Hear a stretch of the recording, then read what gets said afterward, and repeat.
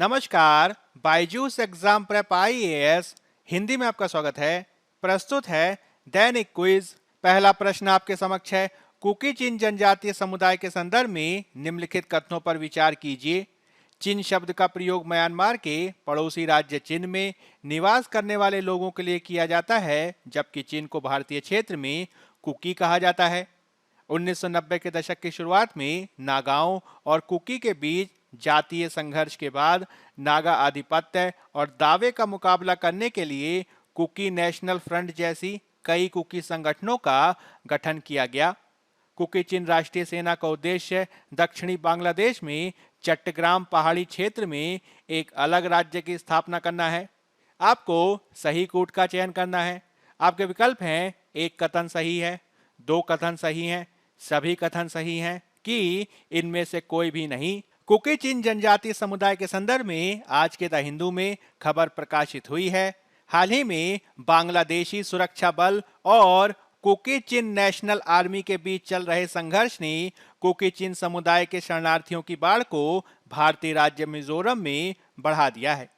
बांग्लादेशी सुरक्षा बलों के हमले के डर से 270 से अधिक कुकी चिन शरणार्थियों के पहले जत्थे के भारत आने के 10 दिन बाद सरकारी अधिकारियों का अनुमान है कि आगे आने वाले कुछ दिनों में 150 और शरणार्थियों के मिजोरम में शरण लेने की आशंका है। सूत्रों के अनुसार भारत और बांग्लादेश इस मुद्दे की गंभीरता को समझ रहे हैं और वे एक दूसरे के साथ संपर्क में है। जब हम बात करते हैं चीन शब्द की, तो आपको ये ध्यान रखना है कि चीन शब्द का प्रयोग पड़ोसी म्यांमार के चीन राज्य में लोगों के लिए किया जाता है, जबकि चीन को भारतीय पक्ष में कुकी के नाम से जाना जाता है। 1990 के दशक की शुरुआत में नागाओं और कुकी के बीच जातीय संघर्ष के बाद नागा आधिपत्य और दावे का मुकाबला करने के लिए कुकी नेशनल फ्रंट जैसी कई कुकी संगठनों का गठन किया गया। इनमें नागा कुकी संघर्ष की पृष्ठभूमि में बने कुकी चिन राष्ट्रीय सेना का उद्देश्य दक्षिणी बांग्लादेश में चटगांव हिल ट्रैक्स में एक अलग राज्य बनाना है, जिससे लगातार संघर्ष देखा जा रहा है। इस रूप में आप ये देख सकते हैं कि तीनों के तीनों जो कथन है कुकी चिन जनजातीय समुदाय के संदर्भ में वह सही हैं और हमारा सही उत्तर हो जाएगा सी, सभी कथन सही हैं। अगला प्रश्न आपके समक्ष है। भारत में बंद कमरे की अदालती कार्यवाही के संदर्भ में निम्नलिखित कथनों पर विचार कीजिए। दंड प्रक्रिया संहिता की धारा 327 में उन मामलों का विस्तृत विवरण दिया गया है जिन्हें बंद कमरे में रिकॉर्ड किया जाना चाहिए, जिसमें बलात्कार के मामले में जांच और परीक्षण शामिल है।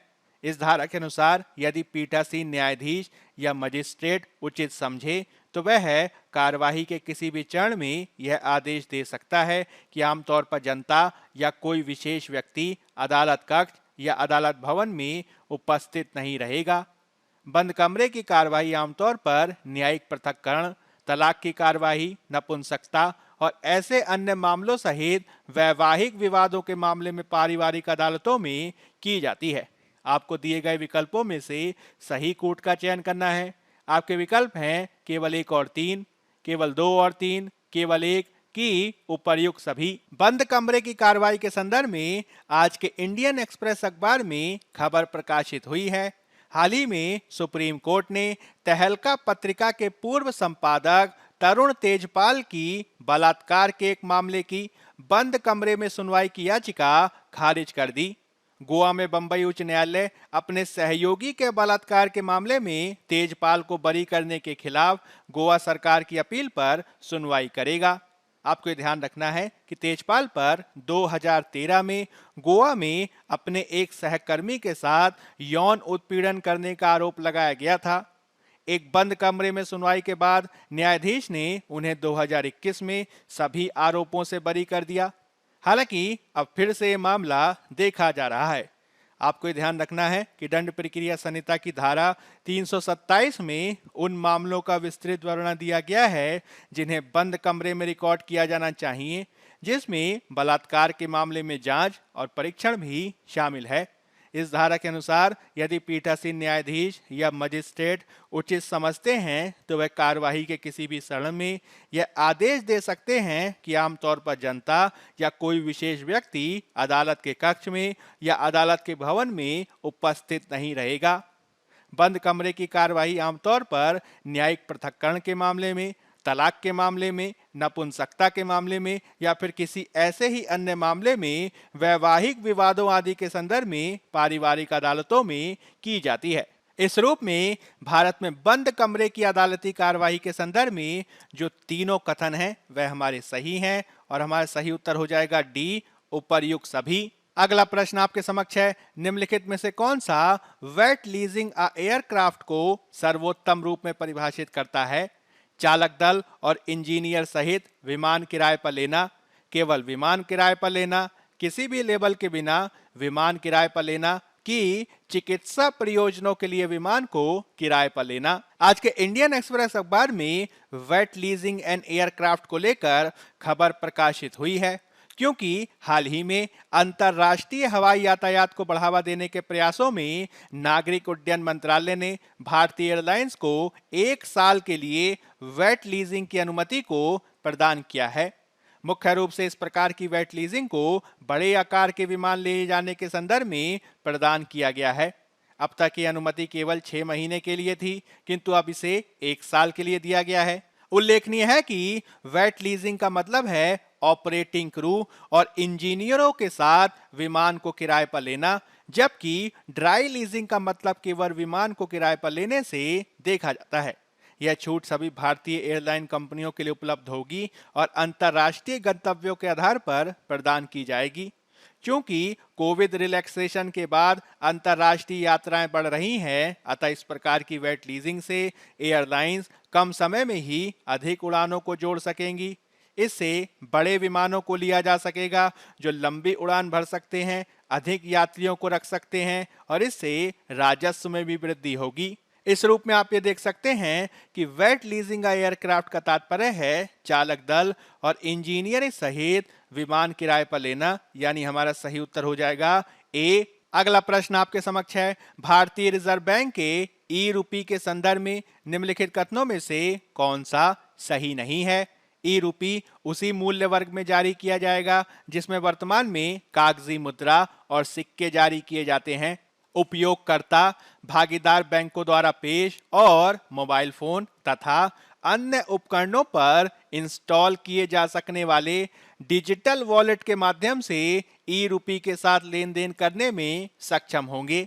लेन देन केवल व्यक्ति से व्यापारी तक हो सकता है। आरबीआई ने डिजिटल रूपी को 2 व्यापक श्रेणियों खुदरा और थोक में विभाजित किया है। ई रूपी के संदर्भ में आप ये ध्यान रखेंगे कि भारतीय रिजर्व बैंक यानी आरबीआई 1 दिसंबर से मुंबई और दिल्ली सहित 4 शहरों में खुदरा ग्राहकों और व्यापारियों के लिए पायलट आधार पर केंद्रीय बैंक डिजिटल मुद्रा को जारी करेगा, जिसे ई रूपी के नाम से भी हम जानते हैं। आपको ध्यान रखना है कि आरबीआई ने डिजिटल रूपी को 2 व्यापक श्रेणियों यानी खुदरा श्रेणी और थोक श्रेणी में विभाजित किया है। ई रुपया एक डिजिटल टोकन के रूप में होगा जो लीगल टेंडर का प्रतिनिधित्व करता है। यह उसी मूल्य वर्ग में जारी किया जाएगा जिसमें वर्तमान में कागजी मुद्रा सिक्के जारी किए जाते हैं। इसमें उपयोगकर्ता भागीदार बैंकों की भूमिका होगी, जिसमें मोबाइल फोन और अन्य उपकरणों पर इंस्टॉल किए जा सकने वाले डिजिटल वॉलेट के माध्यम से आप ई रूपी के साथ लेन देन कर सकते हैं। इसमें लेन देन व्यक्ति से व्यक्ति और व्यक्ति से व्यापारी के रूप में भी किया जा सकता है। इसके तहत विभिन्न प्रकार के व्यापारी प्रतिष्ठानों पर जो QR कोड होता है उसका उपयोग करके व्यापारियों को भुगतान किया जा सकता है। इस रूप में आप ये देख सकते हैं कि ई रूपी के संदर्भ में जो पहला विकल्प है वह सही है, जो दूसरा विकल्प है वह भी सही है और जो डी विकल्प है वह भी सही है। केवल सी विकल्प ऐसा है जो सही नहीं है और इस रूप में हमारा सही उत्तर हो जाएगा सी। आज के इंडियन एक्सप्रेस अखबार में इससे संबंधित खबर प्रकाशित हुई है। अब हम यूपीएससी के द्वारा 2016 में पूछे गए प्रश्न को देख लेते हैं। निम्नलिखित कथनों में से कौन सा या से सही है? यह विषाणु संक्रमित कर सकते हैं जीवाणुओं को, कवकों को, पादपों को। आपको नीचे दिए गए कूट का प्रयोग करके सही उत्तर चुनना है। केवल 1 और 2, केवल 3, केवल 1 और 3 कि 1, 2 और 3। विषाणु यानी वायरस के संदर्भ में आप ये ध्यान रखेंगे कि वायरस गैर सेल्यूलर सूक्ष्म प्रकार के संक्रामक एजेंट हैं जो केवल एक मेजबान सेल के अंदर ही खुद की अभिवृद्धि को कर सकते हैं। वह जिस प्रकार के परपोषी को संक्रमित करते हैं उसके अनुसार इनको अनेक प्रकार से विभाजित किया जाता है। जैसे कि इसमें प्रमुख हैं एल्गल वायरस, जिसमें प्लांट वायरस शामिल हैं।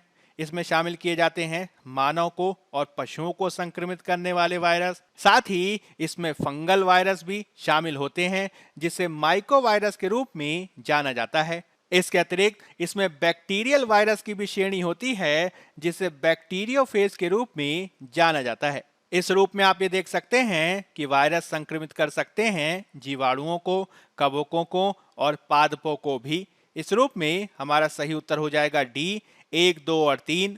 अब हम आज के तथ्य यानी फैक्ट ऑफ द डे की बात कर लेते हैं, जिसमें हम एक वाक्यांश पर चर्चा करेंगे जो है नैतिक ब्रह्मांड का चाप न्याय की ओर झुकता है। 26 नवंबर को सुप्रीम कोर्ट में संविधान दिवस समारोह में बोलते हुए भारत के मुख्य न्यायाधीश डी.वाई. चंद्रचूड़ ने न्याय की ओर झुकने वाले नैतिक ब्रह्मांड के चाप के बारे में एक प्रसिद्ध वाक्यांश का इस्तेमाल किया। न्याय प्रणाली की पहुंच के बारे में बात करते हुए मुख्य न्यायाधीश ने कहा कि भारतीय न्यायपालिका एक ही उद्देश्य के साथ संस्थागत सुधार के कई उपायों को अपना रही है और इसका वर्णन करने के लिए उन्होंने अमेरिकी नागरिक अधिकार कार्यकर्ता doctor Martin Luther king junior के एक प्रसिद्ध वाक्यांश का उपयोग किया, जिसके अनुसार नैतिक ब्रह्मांड का चाप न्याय की ओर ही झुकता है, यानी the arc of the moral universe bending towards justice. यदि हम सीधे शब्दों में कहें तो इस मुहावरे का मतलब है कि भले ही न्याय में लंबा समय लग सकता है लेकिन ब्रह्मांड उसकी ओर ही आगे बढ़ता है। हालांकि इस वाक्यांश के संदर्भ में कई लोगों ने यह भी इंगित किया है कि आज के इस लोकप्रिय संस्करण यानी नैतिक ब्रह्मांड का चाप लंबा है लेकिन यह न्याय की ओर ही झुकता है से ऐसा लगता है जैसे न्याय एक पूर्व निष्कर्ष है और अंततः अपने आप ही आ जाएगा, क्योंकि ब्रह्मांड का चाप आखिर न्याय की ओर ही झुकता है। किंतु अक्सर जो इसमें बात छूट जाती है वह यह है कि चाप अपने आप न्याय की ओर नहीं झुकता बल्कि मानवीय प्रयासों से उसे उस दिशा में झुकाना पड़ता है। भारत के मुख्य न्यायाधीश चंद्रचूड़ जी के द्वारा भी अपने भाषण में इस प्रयास की आवश्यकता को स्पष्ट किया गया जब उन्होंने कहा कि न्यायपालिका न्याय की ओर नैतिक ब्रह्मांड के चाप को झुकाने के उद्देश्य को प्राप्त करने के लिए कई उपायों को अपना रही है। वाक्यांश की एक और आलोचना जो भारतीय संदर्भ में अत्यंत प्रासंगिक है वह यह है कि ऐसा लगता है कि हर कोई इस बात पर सहमत है कि वास्तव में न्याय क्या है। हालांकि आपको ये ध्यान रखना होगा कि एक विविधतापूर्ण आबादी में जब प्रतिस्पर्धा करने वाले विभिन्न प्रकार के हित समूह होते हैं जैसे कि भारत में, तब न्याय क्या है इस बारे में बहुत अलग प्रकार के विचार हो सकते हैं। आलोचकों का दावा है कि वाक्यांश को एक खुशहाल तरीके की तरह इधर उधर घुमाने से पहले हमें एक सूचित तर्क पर पहुंचने के लिए एक बहस की आवश्यकता है कि भारत में न्याय की किस प्रकार की परिभाषा दी जाती है।